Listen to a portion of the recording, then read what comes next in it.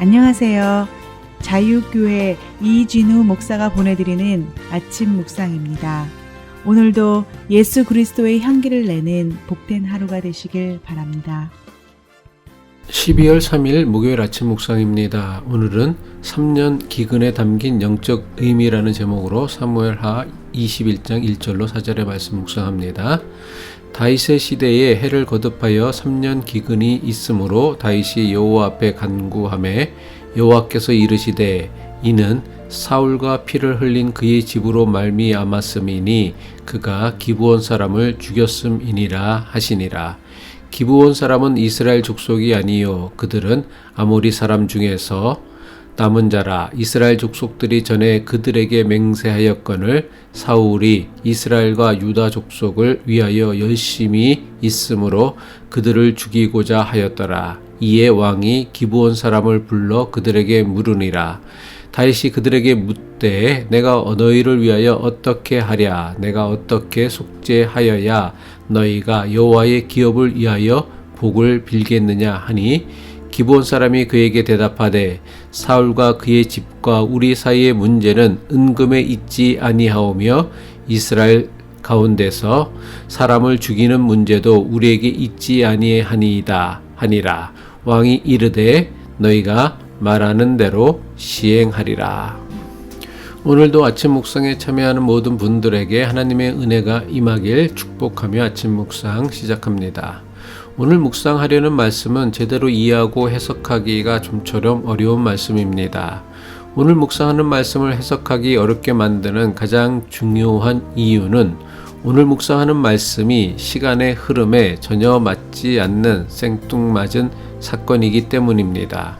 물론 사무엘서가 역사적 시간의 흐름에 따라 차례대로 사건을 기록한 말씀은 아닙니다.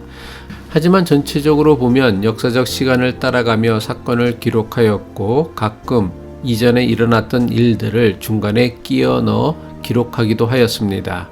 그렇지만 사무엘하 21장에 기록된 말씀은 너무 뜬금없이 보일 정도로 시간이나 상황에 맞지 않아 보입니다. 다윗이 밧세바와 죄를 짓는 사건부터 압살롬의 반란과 세바의 반란에 이르기까지 사무엘하의 기록은 대체로 역사적 순서에 맞추어 기록되었습니다.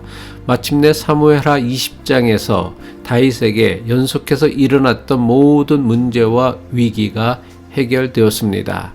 이제 모든 위기와 시련이 해결되었으니 이제는 평화를 누리는 다윗의 이야기를 기대할 수 있는 그런 상황이었습니다. 그런데 사무엘서는 뜬금없이 시대를 거슬러 다윗의 집권 초기에 일어났던 3년 동안 계속되었던 기근에 관해 기록하고 있습니다. 사무엘서가 다윗의 범죄, 압살롬의 반란, 그리고 연이은 세바의 반란에 대한 사건을 기록하고는 시간을 한참을 거슬러 아주 오래전에 일어났던 사건을 기록한 데에는 분명히 의도한 바가 있기 때문일 것입니다. 물론 우리가 저자의 의도를 완전히 알 수는 없을 것입니다. 하지만 막연하게나마 저자의 의도를 추측할 수는 있습니다. 다윗은 자신이 저지른 죄의 대가로 엄청난 시련과 역경을 겪었으니 이제 모든 시련은 끝이 나고 탄탄대로가 펼쳐질 것이라 기대하는 그런 상황이었습니다. 이런 상황에서 사무엘서는 다윗 집권 초기에 겪었던 심각한 위기를 의도적으로 언급하므로 또다시 느슨해진 태도 때문에 죄에 빠지는 것을 경고하기 위함이라 여겨집니다. 지금까지 계속되었던 다윗의 시련이 어떻게 시작되었습니까? 다윗은 나가는 전쟁마다 승리하자 마땅히 참전해야 할 전쟁에 나가지 않고 궁전에 머물러 있다가 엄청난 죄를 짓게 되었습니다.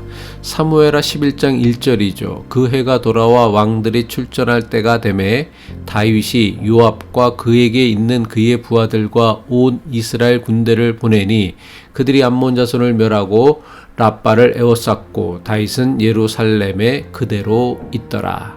사무엘하 21장의 시간을 거슬러 다윗이 오래전에 겪었던 시련을 기록하고 있는 데에는 중요한 의미가 있다고 생각합니다. 사무엘하 21장의 말씀은 지금까지 다윗이 겪어야 했던 압살롬의 반란과 세바의 반란을 어떻게 이해하고 받아들여야 하는가를 보여주는 말씀이라고 생각합니다. 오늘 말씀의 내용은 이렇습니다. 정확한 시대를 기록하고 있지는 않습니다. 하지만 다윗이 이스라엘을 통치하는 동안에 이스라엘에 심각한 기근이 일어났습니다. 아무리 심각한 기근이라고는 하지만 기근이 한 해에 그쳤다면 참고 견디고 아끼며 가진 음식을 서로 나누면서 어떻게든 넘어갈 수도 있었을 것입니다. 우리가 아무도 예상치 못한 코비드-19 팬데믹을 겪고 있는 것처럼 인생을 살다 보면 예상치 못한 흉년이 들기도 하고 풍년이 들기도 하는 것이 인생이기 때문입니다. 하지만 이스라엘에 닥친 흉년은 한 해에 그치지 않았습니다. 무려 3년 동안 계속되었습니다. 3년간 계속되는 흉년은 가끔가다 일어나는 흉년과는 그 의미가 완전히 다릅니다. 다윗은 3년 동안 기근이 계속된다는 것은 단순한 자연재해가 아니라고 여겼습니다. 특별히 이스라엘 종교 문화에서 3이라는 숫자와 7이라는 숫자는 하나님의 완전하심에 관한 숫자입니다. 다윗은 이스라엘에 닥친 3년 동안 계속되는 기근에는 하나님의 뜻이 있다고 여겼습니다. 똑같은 문제가 3년이나 계속된다면 어떻게 해야 합니까? 똑같은 문제가 반복되는 데에는 반드시 이유가 있습니다. 문제의 원인을 해결하지 않으면 아무리 열심히 기도한다고 해도 똑같은 문제가 또다시 반복됩니다. 하지만 경우에 따라서는 그 원인이나 이유를 도저히 알 수 없는 일도 있습니다. 그럼 어떻게 해야 합니까?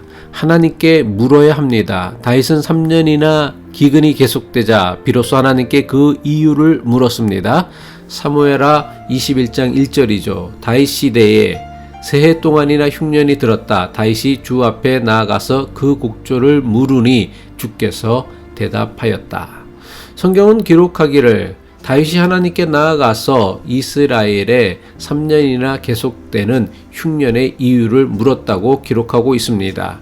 여기에는 매우 중요한 교훈이 숨겨져 있습니다. 사람이 살면서 겪게 되는 어려움이나 역경 또는 시련을 우리는 무엇이라고 여깁니까? 그냥 뭉뚱그려 고난이라고 여깁니다. 그래서 고난이 닥치면 참고 견디면 된다고 합니다. 기도하면 된다고 합니다. 그런데 이렇게 단순하게 생각해서는 우리에게 닥친 문제를 제대로 해결할 수 없습니다.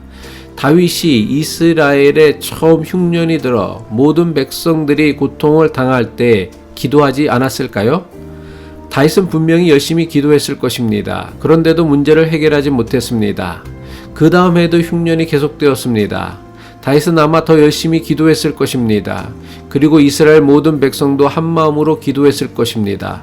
문제가 해결되었을까요? 아니요. 문제는 여전히 해결되지 않았습니다. 그 다음 해에도 흉년이 들었습니다. 흉년이 3년 동안 계속되자 다윗은 단순히 하나님의 도움을 구하는 기도를 하는 대신에 하나님께 그 이유를 묻기 시작한 것입니다. 저는 이것이 중요하다고 생각합니다. 사람이 겪는 어려움이나 고통을 그냥 뭉뚱그려 고난이라고 여기면 안 됩니다. 내가 겪는 어려움이나 고통이 무엇 때문인지를 정확하게 분별해야 합니다. 그래야 내가 겪는 문제를 바르게 대응할 수 있습니다. 바르게 대응해야만 비로소 문제를 해결할 수 있는 길이 열릴 것입니다. 기도하겠습니다. 사랑의 하나님, 우리가 인생을 살면서 겪는 문제를 바르게 분별하는 지혜를 주시고 하나님께서 주신 지혜로 문제를 바르게 대응하게 하옵소서. 그래서 인생의 문제로 인해 무너지는 인생이 아니라 이전보다 더욱 성숙하는 믿음의 사람으로 자라게 하옵소서. 예수 그리스도의 이름으로 기도합니다.